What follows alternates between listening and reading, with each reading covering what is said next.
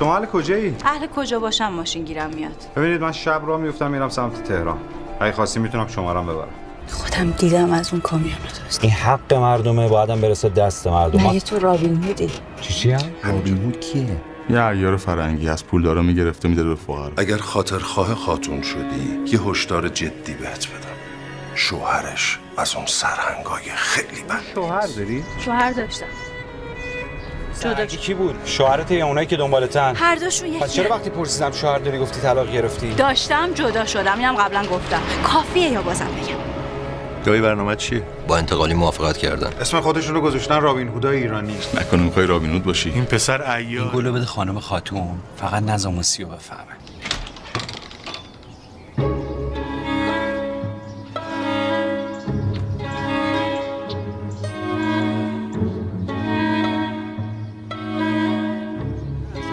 از این پسره خوشم نمیومد. منتها وقتی دیدم با خواهرزاده مستر انگلیسی اومدن تو هتل راشون دادم. کی؟ میشناسیدش؟ باش جلسه داشتین. آقای روزبه رو میگن. خواهرزاده روزبه اینجا اتاق داشته؟ بله. اسمش چیه؟ خاتون.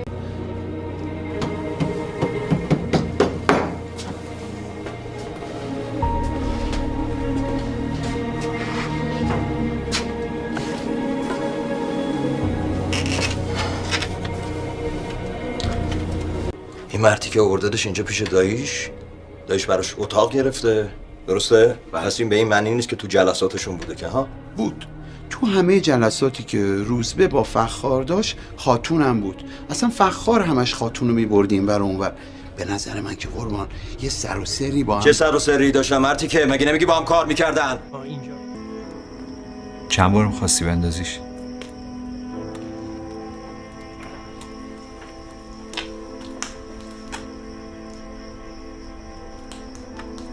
خیلی. اصلا باز چی باید بفهمه؟ هیچ وقت نباید بفهمه. خاتون این شرط منه. وقتی من میگم عاشقتم با همه داشته و نداشته دوست دارم. و یعنی اسمت چیه؟ مهدی.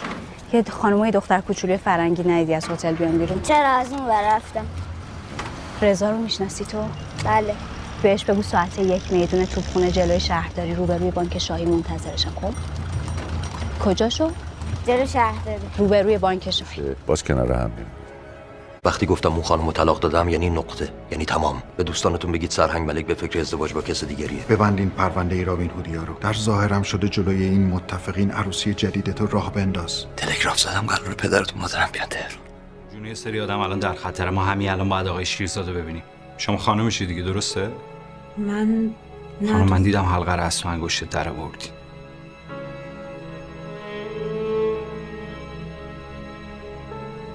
مبارک ماری.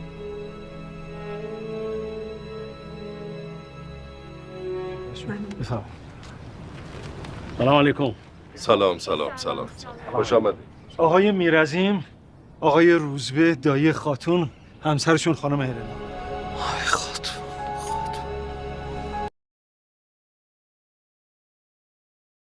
بچه‌های لهستانی یتیم چی کار داری؟ سمشون برن سیبری بره. قطار رأس ساعت 9 صبح از ایستگاه راه میفته. همتونو میگیرم. تک تکتونو میگیرم. سازمان اومد برن پوچک بده. از تو قطار. نترس. چیکار باید بکنم الان؟ به من دستش تو من بیام. نترس.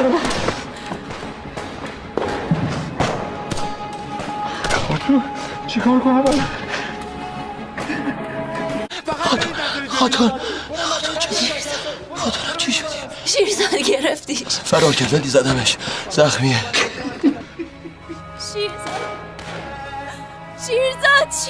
شیرزاد وایسا رضا تو رو خدا بگو بیاد میخوام بهش بگم تو رو خدا بگو. نظر وایسا نظر